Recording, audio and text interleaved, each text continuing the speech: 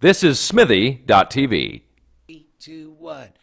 Hey, I'm Kenny Robinson. This is Breaking Down the News. And you know what? It is a beautiful day in April. It's Monday. And you know what they say when springtime comes? A young man's fancy turns to not love, but baseball. And today is the Jays home opener.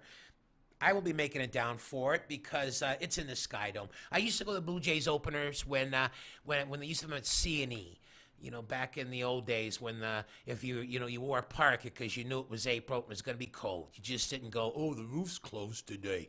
And it was great because nobody ever watched the game. You could buy a ticket for $1 at Dominion grocery stores. They sold them for $1, and you could buy like 10 tickets so your friends could get all liquored up and high in the parking lot on the way there, or even before you got onto the TTC.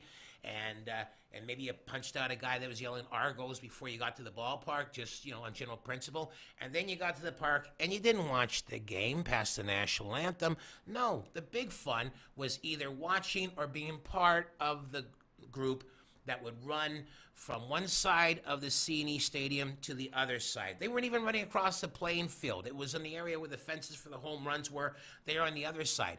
And Metro's finest are out there, always trying to stop them. And there'd be like, if you ever watch those animal wildlife films, you know when all the wildebeests, they try to run across the river and the alligators, the crocodiles are grabbing them, and you see how they always capture one wildebeest, but the other 95 get through?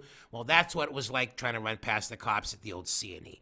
And it was great because some kids had moves that O.J. Simpson would have envied back in his pre-murderous days. They would just deke a cop out of his boots, and his hat would wind up on the ground, and somebody else would grab the cop's hat. Then 3 cops they're like bikers. Hey, you can't take his jacket, you can't have his hat. And then they chase after the guy, and then the hat would get thrown to 5 other people like a frisbee, and then eventually wind up in the seats. And it was all good fun. Now in the Dome, can't have that kind of fun. But I don't even know what kind of fun you can have now in the Sky Dome because this is the first year that the Blue Jays will be having a metal detector when you enter the ballpark. And that's just not for the Blue Jays. That's for all the Major League teams.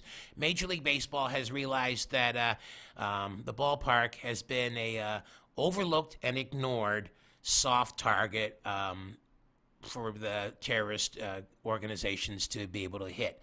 Now, what was it, Black Sunday? I think that movie in the 70s where they did take out the Super Bowl. So, writers always think of this stuff before the terrorists ever do. But when you think about it, every ballpark is a potential target to have mass casualties, except for the one in Florida, where the Marlins play, where nobody ever attends. So except for maybe that ballpark, they could have like suicide bombers and maybe just take out 2 peanut inventors that had no business and maybe some guy that pitches batting practice.